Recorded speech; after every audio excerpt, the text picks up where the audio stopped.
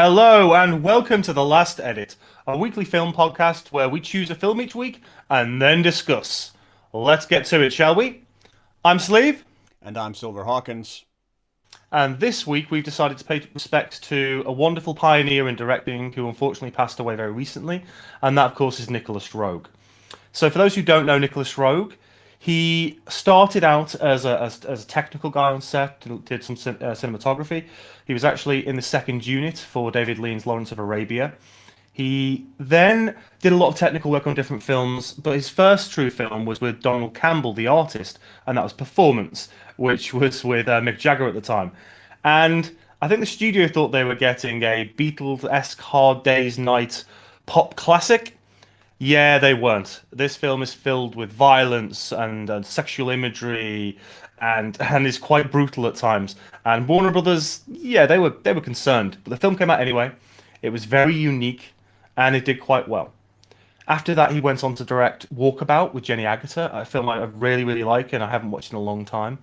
And then he went on to do things like The Man Who Fell from Earth, to Earth with David Bowie, another very iconic film, and even The Witches, Roald Dahl's Witches with Angelica Houston, which came in the 90s. And that's just odd. In all of his filmography, that one film stands out to me as just a bit odd, but you can see some of his techniques in there, which is quite interesting. The film we're going to talk about today is possibly his magnum opus. Now, it's written by Daphne du Maurier, who is, of course, the writer of The Birds and Jamaica Inn. And it's essentially about a couple, Laura and John Baxter, who are played by Donald Sutherland and Julie Christie, respectively. And they are a married couple with two children who have a house in England. And he is an architect who restores old buildings, and in this case, a church, which is in Venice. So while they're at home in the opening scenes, he is flicking through slides of this, stained glass windows in churches and looking to about how to restore them. And he starts seeing red on these slides, and they start to appear and become more overt on frame, and then it bleeds across the slide. And throughout this, we're cross-cutting between his daughter, who is dressed in red. And she's outside playing with her doll and with a red ball, and this red ball goes into what looks like a bog, a marsh almost. And the daughter falls in. I think the daughter's called Christine. She falls in and basically drowns. Now, while this is happening, we're cross-cutting back to the parents, and there's some interesting moments that we'll get to later. But Donald Sutherland's character John kind of has this inkling, this sense that something is going wrong outside with his daughter because of what's happening on the slides. So he pegs it outside and charges into the marsh, finds her underwater, drags her out, tries to revive her, to resuscitate her. It doesn't work, and unfortunately, his young daughter dies. Then we jump forward to Venice. So the couple have gone back to Venice after this tragedy, and John is back doing the restoration of the church. Now, during this time, there's a little cafe scene where Laura, his wife, comes across two sisters, and one of those sisters is blind. The blind sister says she has something called second sight. So she can see beyond herself. She can see in the ether. And she says she can see Christine, her daughter, and she's happy. And that's what we'll stop it there for plot terms. We'll come to other points. But that's the basic setup of the film. So I guess my first question is, because obviously you said you hadn't seen this before, and this is your first Rogue film. Yeah. How did you get on with it stylistically? How did you enjoy the editing techniques? Because that's something with Rogue which I always find is very prominent in his films. It's certainly prominent in this one. Yeah, I mean, the transitions are arguably the most noticeable stylistic choice for the film. The way it cross-cuts, like in the opening scene and in several Mm. other scenes throughout the film. The love scene between John and his wife Mm. also makes use of it. It works to varying degrees. In the opening scene, it works exceptionally well, I thought. It also works reasonably well in the love scene. And then there's a really odd scene where John's wife is talking to John about the psychic, telling him how much she means, how she's given her peace over the loss of their daughter. And it then cross-cuts to the two old ladies laughing at Mm. something, and it makes it seem like they're laughing at fooling her, or there's malice in it, or something. And then that's never really addressed afterwards. Yeah. Why they were laughing or anything, and it seems extraordinarily manipulative, that particular crosscut, for no particular reason that I could discern. And that was really the only sort of crosscut moment that sort of fell short a little bit for me. But other than that, stylistically, it's phenomenally done. Like the tension it mounts in the opening scene, where you just know. I mean, the moment you see Christine's reflection as she's walking across, I think it's like a tree stump or something, over the pond or bog or whatever it is, and you see her reflection in the water, she's going to fall in, and she's going to drown. Yeah. And there are sort of discordant musical notes in there as well, as I recall. Yeah.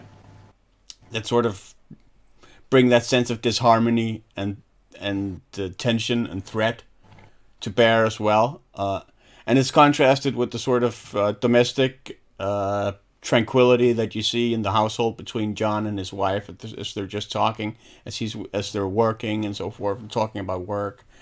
And he's getting this sort of prescient feeling that something's wrong, and he spills this paint over the picture of the church lobby or church hall, and it eventually dawns on him that no, something's really, really wrong, and he runs out. I thought that was really, really well done. I mean, the moment he picks her out of the water and walks up with her, and her wife comes out and sees him and screams, and then the cut that comes there to after the wife screams upon seeing their dead daughter, and then it cuts immediately to Venice, is a bit jarring as well. Yeah. But I think that's effective. Like that is an effective way to sort of get us through that transition, and we know immediately. I mean, pretty much immediately as they show that they are in Venice now, we can pick up on what happened, and that there's been an unspecified period of time that's passed, but it's a good while after. But I thought, I mean, to me, really, what stuck out to me about the film was its authenticity.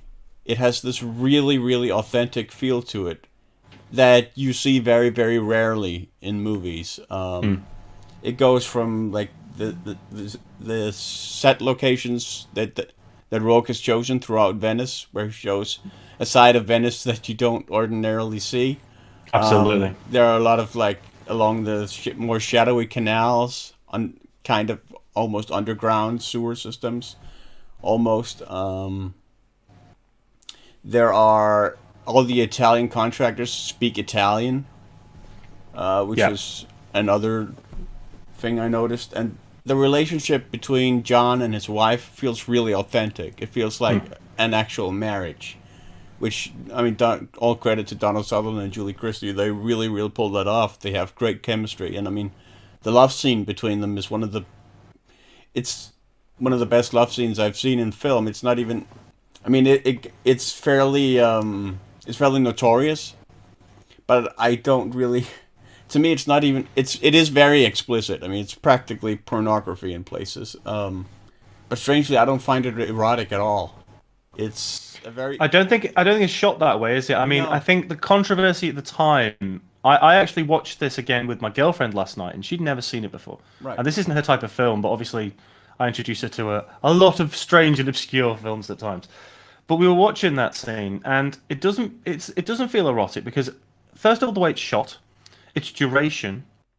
It's not cross-cut so heavily. It's that quick until the end. Supposedly matching the orgasm for them, say, in terms of the way it cuts for them leaving after getting sex. dressed and then Yeah, but I just think it's not as hard-hitting as it was because of the time we're in now, the era we're in. Yeah, I mean, it does have full nudity, and it is really quite explicit. But I mean, it's just the chemistry between the characters isn't particularly. I didn't find it particularly sexual. I found it intimate rather than sexual. Yeah, exactly. There was no typical. No, it doesn't. There was no typical sex shots. Most films you have very typical shots that are there to produce eroticism, and they're often to enforce the male gaze and to ensure that the woman is objectified. You don't see that in this scene at all. As No, you said, it's much softer, it's much more intimate a scene.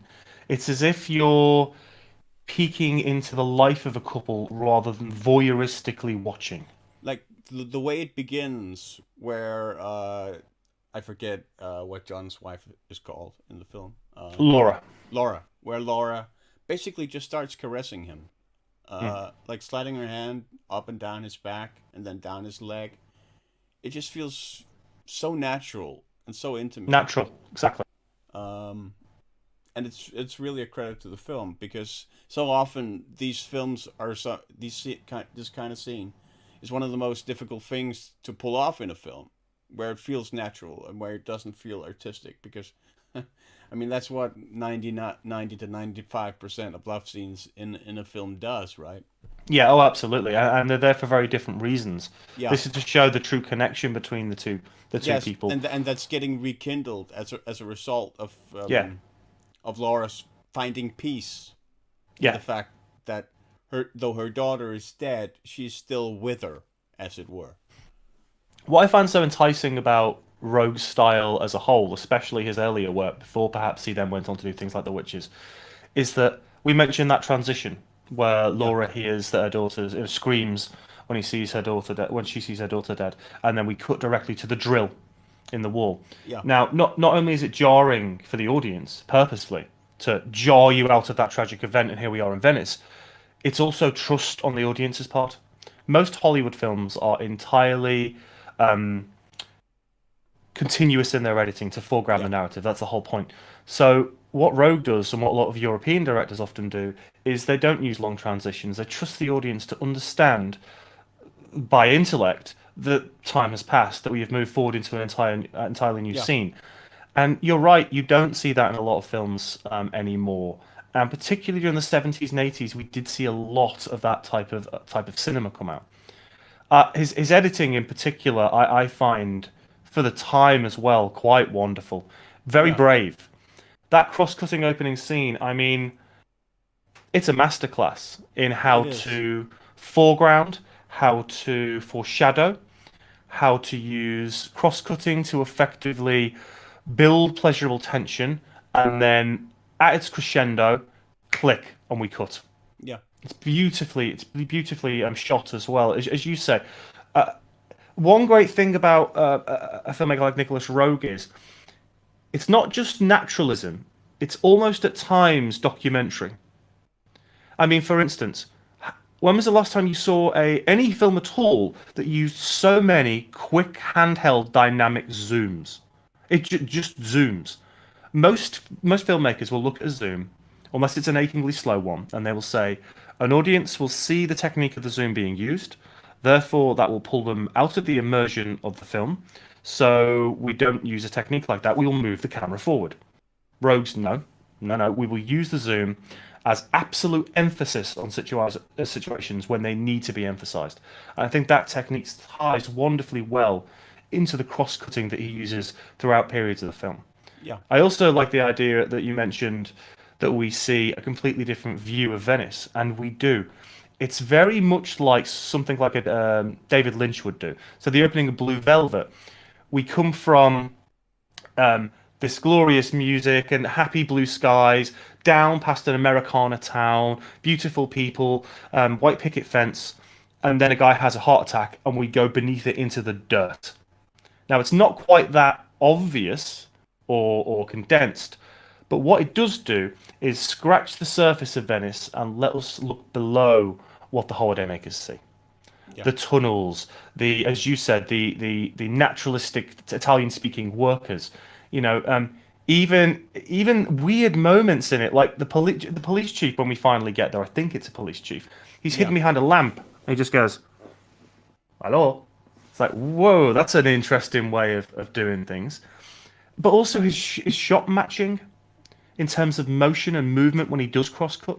yeah, There's a moment in that opening salvo when the daughter Christine giggles, and then we cut to her mother Laura giggling, only for a couple of seconds, and then cut immediately back. And that matching of emotion and motion itself through motion on screen, moving left or right, that's continuous through the next crosscut, is a beautiful way of matching action on screen. So I think just the whole composition of those sequences just work amazingly well.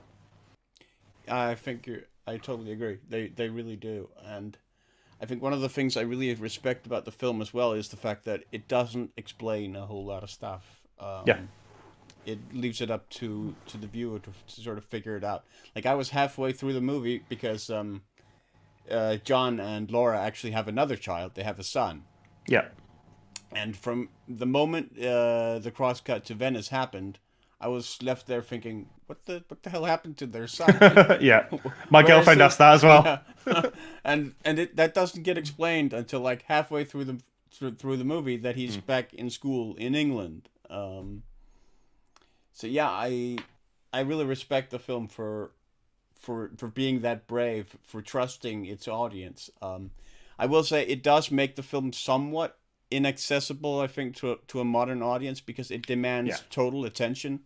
It's not the kind of film you can watch and multitask. You can't really. No, absolutely not. No, you need to be focused on the meaning you're being presented. I mean, if you're not off for a second, you're gonna miss important stuff that's gonna leave you lost in the film, I think. But certainly, absolutely, it's a must see for any film student. I think it should be. Oh yeah. It should definitely be part of any curriculum that informs film study. It was back when I studied. I studied it alongside The Man Who Fell to Earth. They were the two, and Performance. They were the three I think we studied, and then I watched Walkabout because of that. But yeah, just the bravery of the director to actually think your audience might be really intelligent. They don't need constant transitional tells, audible cues, visual cues.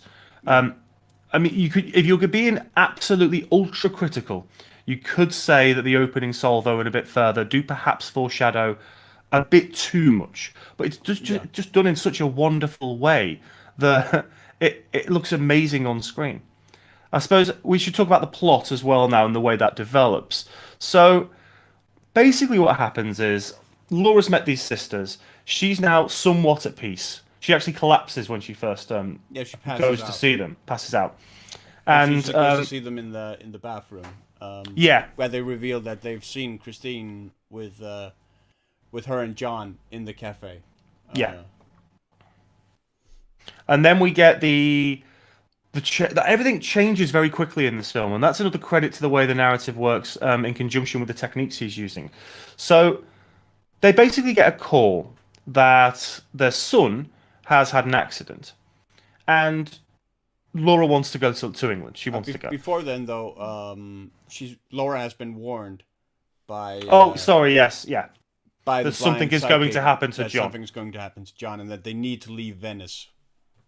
Yeah, and he becomes ever more hesitant too, because because of his daughter's death, he's become even more obsessed with the restoration of this church. Yeah, it's basically his only focus at this point. And we also see the mise-en-scène change at that point, but I'll talk about that in a minute. So, in terms of plot then, we get to a point where the son has been injured. The Babbages call, if I remember that's their name. Yeah, the Babbages.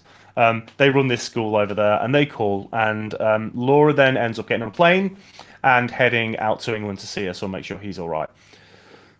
So John then goes back to the church, does the restoration, but almost has an incredibly bad accident. And this is where what the sisters tell Laura about him being in danger in this city comes to maybe a touch of fruition, the foreshadowing that will happen even later on. Yeah, he has this accident. He's taken a small piece of a mosaic that he's fixing in the church off the cardinal, and goes up on this. Even my girlfriend was sat there going, "You wouldn't get on that. You would not get on that." Just like 2x4s held up by bits of string with a few other shelves next to him. Yeah. And it's cautiously waving in the air as he's trying to look at these mosaic pieces, and it just collapses. So that's a near miss for him. And then if you move just a little bit further, he's getting drunk a lot at this point. He's going to a cafe on his own, and he's coming back on a boat one day, and he looks across to his left, and he sees the two sisters and Laura dressed in black on a barge going in kind of the opposite direction. And he's like, hold on, Laura's supposed to be with my son in England trying to find out what's going on. Then he goes into full detective mode. So then the Yeah. film becomes almost film noirish, with her as the unseen femme fatale. But it doesn't end up that way. So he tries to find any avenue he can. He goes back to the hotel they were staying in. He goes to various parts of town. He goes to see the police chief. And he keeps getting told weird things. Like the police chief's like, well, you go and carry on trying to look for her. And we'll maybe follow it up or something. And he talks to various people who have never seen her. He then tries calling back to England and finally gets through, and she's there. And he's like, I've just seen you on the canal in Venice. No, I'm here. It's all fine. Chill out. Everything's fine. Sun's fine. Everything's good. He's like, okay. Don't know what just happened, but okay. And then Well, it gets even weirder. There's at that point he's also had the um, two Yeah. psychic women arrested because he thinks they kidnapped. Yes. Laura. And then when he realizes that it isn't them, or he doesn't think it's them, he then escorts the blind sister back to her apartment or the hotel room that she's staying in, where they meet her other sister.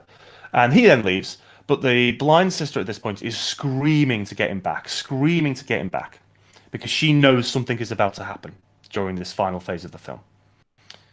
Laura then returns from England, and oddly happens to be walking down the same street as one of the sisters, sees them outside, says hey. They go in. She explains again, Laura, you have to stop your husband, you have to find him, you have to get him out of Venice. And then we have the full end sequence that you've got a bit of a problem with, and so do I, and I think it's the same thing, but we'll come to it. So we get through this end sequence. Basically, Sutherland's character John starts seeing what looks like it could be his daughter in the not red dress, that's Schindler's List, the red kind of outdoors costume, raincoat and hat and stuff, and chases her all over Venice. Laura does the same, trying to find him, and eventually he finds her, and she turns around. And she's a mini witch, I guess. She's a dwarf, yeah. A dwarf. And then he gets stabbed. He slowly dies. Throughout the film also it's been revealed that there's a serial killer or something in Venice. Yeah, there's two parts in the film where we see bodies in rivers, and there's one part where one of the drivers of the boat turns around after he got past the scene and goes, come on, seriously, have some respect. And it's kind of implied that the dwarf is the serial killer. Yeah. And that's my big problem with the film. Even almost everything about it is well shot. Especially the scene where John turns around and he locks the doors before he locks the gate. Yeah. Why? Why would you? Why? Like, even if you think it's your daughter, it's still really fishy because she died. If you didn't remember, but yeah, he locks the gate. And he's killed by this dwarf in the red kind of outdoors coat, and that was just the weirdest thing for me because, in the end, we see that the slides that he was looking at in the first scene, and the woman who kind of looked like she was in a red costume, like the daughter, which bled over into the shape of the daughter as she drowned, is this serial killer. So this whole cyclical narrative comes together, and then the final part of the film, we got this glimpse where John saw the two sisters and his wife Laura on that barge. Well, that's actually his funeral procession on the barges. It's also really, really weird because why is he getting buried in Venice? Yeah, I mean, it's mainly. Do you know the weirdest thing for me as well, just on in hindsight, in terms of your daughter's just drowned in water, and you're going to the place on the earth where water is in the street. Why? I know you love churches, you love your restoration, maybe have a rethink. But yeah, that was my only real major issue with the film. That reveal of the dwarf. Because the build-up is so wonderful and so tense.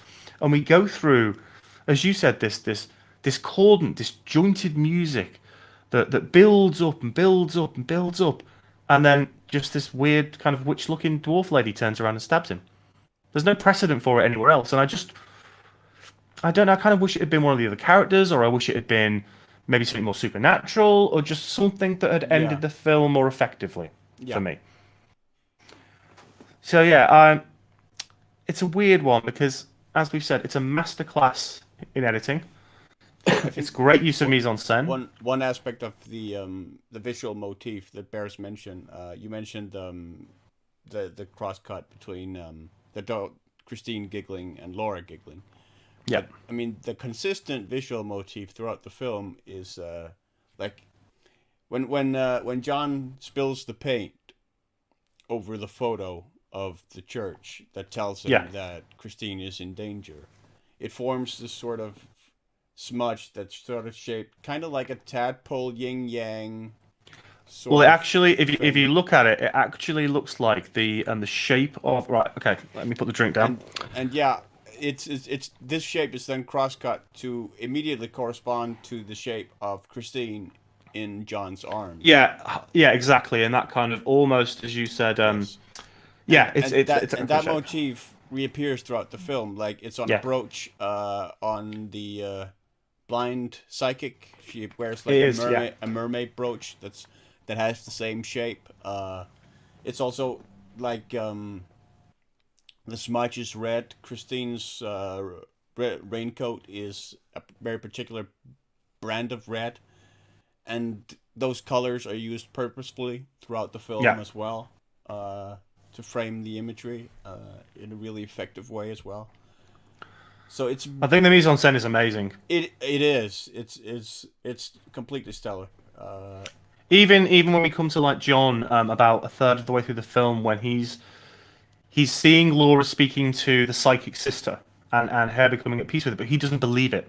And if you notice at that point, he starts wearing a blue coat with a bit of red on it.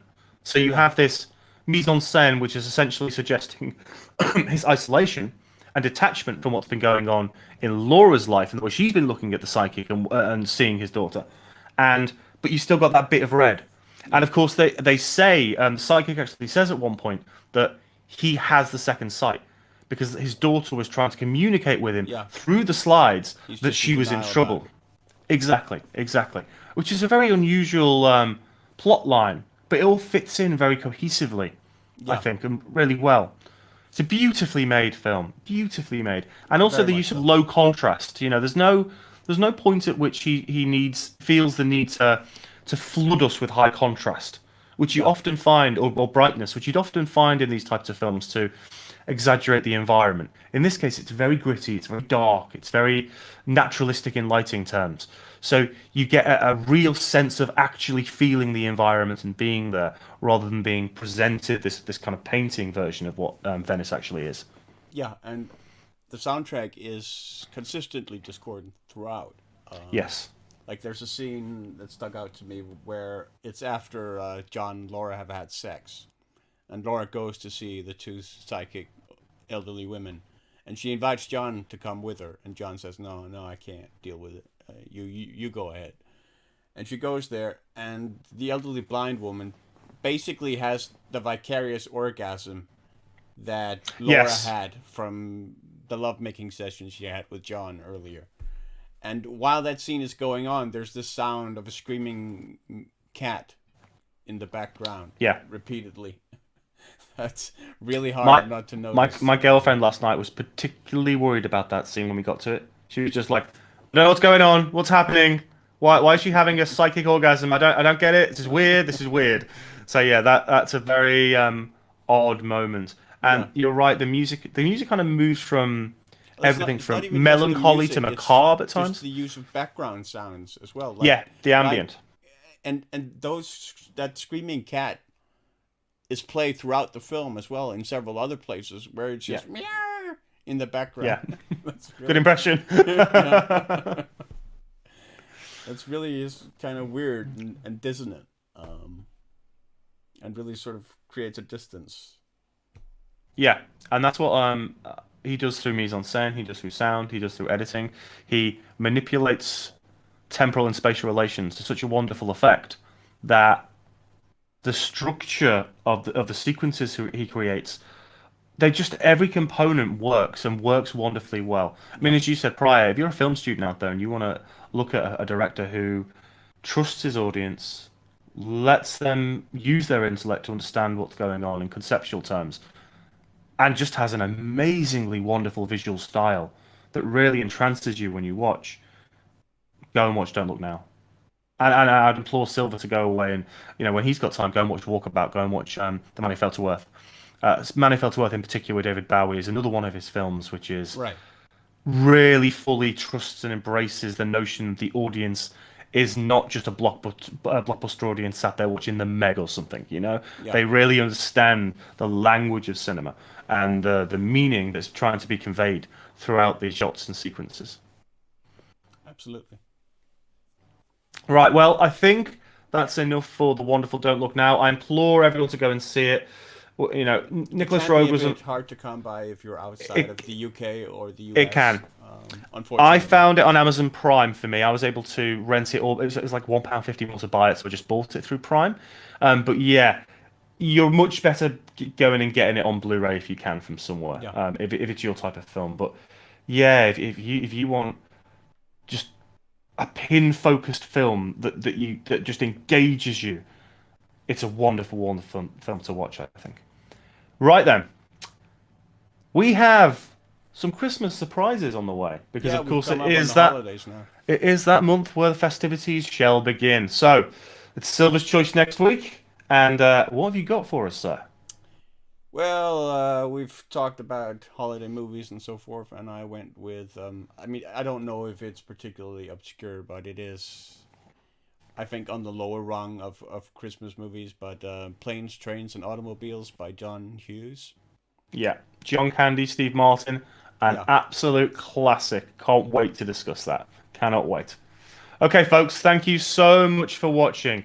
absolutely. Talk to us in the comments about the films we discussed. Do you agree with us? Do you disagree? Do you have thoughts on Nicolas Roeg and his direction or some of his other films? We'd love to hear from you. And of course, we've got Twitter and we've got Facebook. So come and follow us and talk to us about film. This has been the Last Edit podcast. I have been Sleeve. And I've been Silver Hawkins. Take it easy. Take care.